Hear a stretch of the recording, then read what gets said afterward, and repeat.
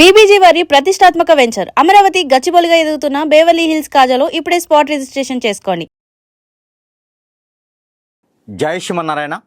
నేను మీ icon astrologer Gattupalli Suresh Babu. ఇది మనకి 2026 సంవత్సరం 2026 సంవత్సరంలో మే మాసం అంటే సగపడ వచ్చేసాం. మే మాసం దాకా ఉన్నాం. మే మాసంలో ద్వాదశ రాసుల వారికి ఎలా ఉండబోతుంది, ఏ సమస్యలు ఉండడం ద్వారా ఎలాంటి పరిహారం చేసుకోవడం ద్వారా వారు మంచి స్థాయికి పొజిషన్కి వారు అనుకున్నటువంటి స్థితిగతులకి వెళ్ళేలాగా ఉంటుంది.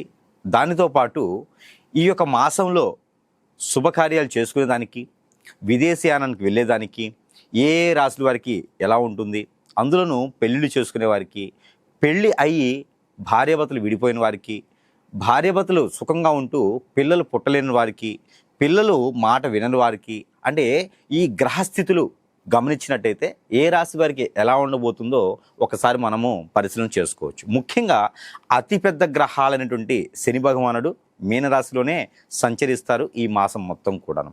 అలానే రాహు కూడా ఇదే మాసం మొత్తం కూడా ఎక్కడైతే స్థానంలో ఉన్నారో అదే స్థానంలో సంచరిస్తూ ఉంటారు.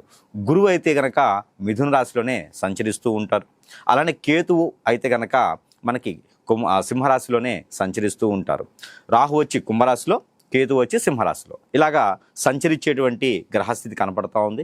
ఇక అందరికీ తెలిసిన విషయమే, చంద్రుడైతే 3 రోజులకు ఒక్కసారి గ్రహాన్ని మారుతూ ఉంటారు, అంటే రాశిని మారుతూ ఉంటారు. ఈ యొక్క గ్రహస్థితిని మనం గ్రహించుకొని ఉన్నప్పుడు ఇక మరొక విషయం, శుక్రుని యొక్క గ్రహం ఎక్కువ శాతము గ్రహాల యొక్క స్థితిగతులు గమనించినట్టయితే కనుక శుక్రుని యొక్క దశాంతరదశ నడిచే వారికి కొంతమేర బాగుంటుందని చెప్పొచ్చు. శుక్రుని గ్రహం వచ్చేసి అన్ని రాశులకి మీద కూడా కొంతమేర అశుభ ఫలితాలు చూపించకన్నా కూడా మిశ్రమ ఫలితాలుగా కనపడతా ఉంది ఇది మే మాసం మొత్తం కూడా. ఇక మనం గ్రహస్థితి స్థితిగతులు అలానే ఈ యొక్క దశ అంతర్దశలు ఏ రాశిలోకి ఎలా ఉండబోతుందో ఒక్కసారి మనం పరిశీలనలో తీసుకున్నట్టయితే కనుక ద్వాదశ రాశుల్లో ఒకటి సింహరాశి. సింహరాశి వారికి గత కొంతకాలంగా మనము పోయిన సంవత్సరం నుంచి చూసినట్టే కనుక అంటే కరెక్ట్గా సంవత్సరం అని చెప్పుకోవచ్చు మే మాసంతో. ఈ పోయిన సంవత్సరం నుంచి చూసుకున్నట్టయితే కనుక శని భగవాన్ యొక్క అశుభ దృష్టితో కొంతమేర కనపడుతూ ఉన్నారు. దాని తగ్గట్టుగా మూలికి తాటిగా పడింది అనే విధంగా స్వస్థానం అంటే సింహరాశిలోనే కేతు ఉండటం, ఆపోజిట్ సైన్ కుంభరాశిలో రాహు ఉండటం, ఇకపోతే మనకి ఇటు చూసుకున్నట్టయితే కనుక అర్ధాశ్రమ శనిలో ఉండడం, ఇవన్నీ కూడా గ్రహించుకోవాలి.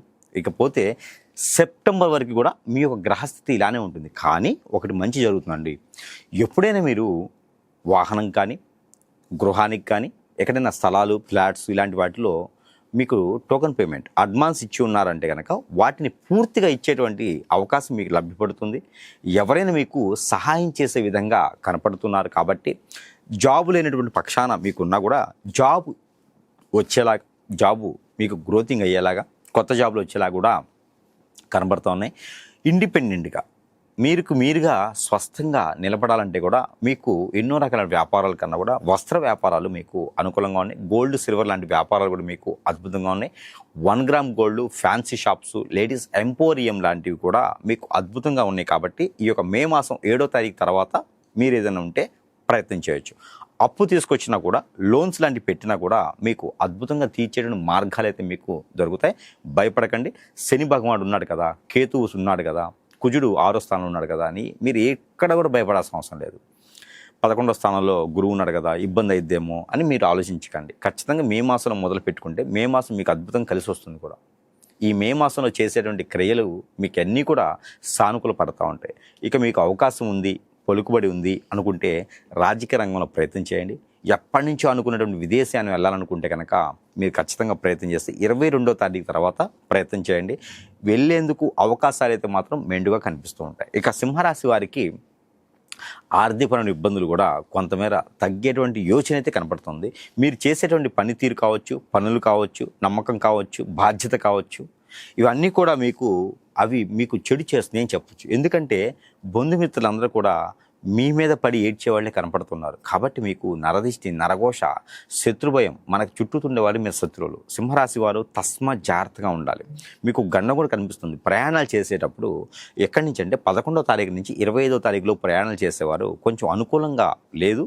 కాబట్టి అత్యవసర పరిస్థితి వస్తేనే డ్రైవర్ని తీసుకొని వెళ్తే చాలా మంచిది. ఆరోగ్య సమస్యలు మీకు కొంచెం సూచిస్తున్నాయి. అవేంటంటే బ్యాక్ పెయిన్, షోల్డర్ పెయిన్, కాళ్ళు గుంజడం లాంటివి, బ్లడ్కి రిలేటెడ్గా సంబంధితమైనటువంటివి, చర్మ వ్యాధులు కావచ్చు, ఇలాంటి మీకు ఆరోగ్య సమస్యలు కూడా కనబడుతున్నాయి. కాబట్టి కొంతమేర మీరైతే జాగ్రత్త వహించుకోవాలి.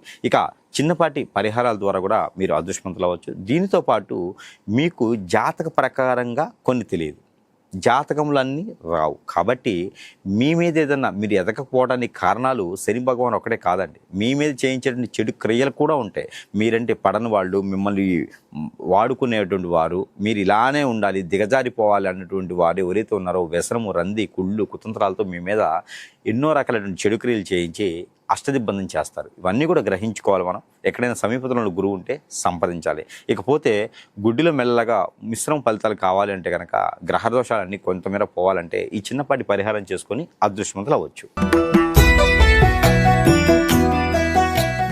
ఇక పోతే కనుక ఈ యొక్క రాశివారు ఖచ్చితంగా ఈ పరిహారం చేసుకున్నట్లయితే మీకున్నటువంటి గ్రహరీత్య కావచ్చు, మీ మీద జరిగినటువంటి చెడు అభిప్రాయం కావచ్చు, చెడు క్రియలు కావచ్చు, ఇంకా మీ మీద ఎవరో నరదిష్టి, నరఘోష, శత్రుపీడ, శత్రుభయం, ఆరోగ్య సమస్యలు ఇవన్నీ కూడా మీకు పటాయించిపోవాలి, ఇలా చిటికలో వెళ్ళిపోవాలి, గ్రహాలన్నీ మీకు సానుకూలించాలి, అనుకున్న పనులు ముందుకు వెళ్ళాలంటే పరిహారాలు కావాలి కదా. ఖచ్చితంగా ఈ యొక్క పరిహారం మీ రాశివారు చేసుకున్నట్టయితే ఖచ్చితంగా కాకపోయినా గుడ్డి కన్నా మెల్లమేలు అనే విధంగా పరిష్కార మార్గం చూపించే విధంగా ఉంటుంది. దానికి తగ్గట్టుగా పరిహారం ఏంటంటే, ఆంజనేయ స్వామి సింధూరం ఒక 50 గ్రాములు, లవంగాలు ఒక 50 గ్రాములు, ఆవు నెయ్యి ఒక టీ స్పూను, అలానే మనం ఇంట్లో తినేటువంటి బియ్యము ఒక 1/4 కిలో అంటే 250 గ్రాములు తీసుకొని అవన్నీ కూడా అక్షంతల్లా కలుపుకోవాలి.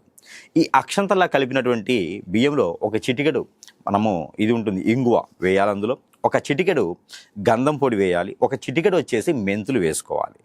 ఇక ఇంకా ఉంటే కనుక మీ ఇంట్లో తెల్ల ఆవాలు ఒక టీ స్పూన్ వేసుకోవాలి. ఇవన్నీ కూడా మిశ్రమం కలుపుకొని ఒక వైట్ వస్త్రం కానీ క్లాత్ కానీ తెచ్చుకోండి. అది ఒక బ్లౌజ్ పీస్ లాంటివి తెచ్చుకొని 3 పీసులు చేయండి.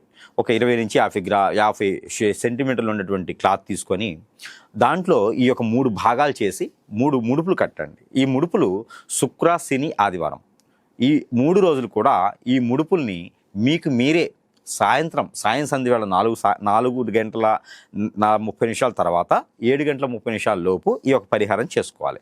ఇందులో చిన్నపిల్లలు, పెద్దవారు, ఆడవారు, స్త్రీలు, పురుషులు ఎవరైనా చేసుకోవచ్చు. ఇది మీకు అనుకున్న పనులు ముందుకు వెళ్ళటానికి, మీ మీద ఉండే నెగిటివ్ పోవడానికి. ఈ ముడుపుని మీకు మీరే తల చుట్టూతో 7 టైమ్స్ క్లాక్ వైజ్గా, తల దగ్గర నుంచి బాడీ అంతా టచ్ అయ్యేలాగా అంటే కిందకి దిగదార్చేలాగా 7 టైమ్స్ ఇవి మీరు దిష్టి తీసుకోవాలి. ఈ దిష్టి తీసుకున్నది ముడుపు తీసుకెళ్ళి పారేటువంటి నీటిలో కానీ, పొదలుగా ఉన్న చెట్లలో కానీ వేసేయాలి. ఏ రోజు ఆ రోజే పడివేయాలి. తర్వాత అదే రోజున ఒక నిమ్మకాయ తీసుకోవాలి.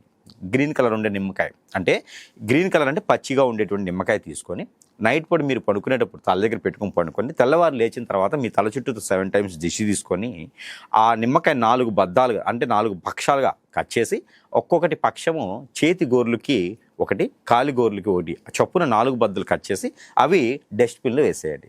మీ మీద ఉన్నటువంటి చెడు క్రియలే కాదు, అనుకున్న పనులు ముందుకు వెళ్ళడానికి కూడా సహకరిస్తుంది. ఈ యొక్క పరిహారం అయితే చేసుకొని కొంతమేర అదృష్టవంతులైతే అవ్వచ్చు.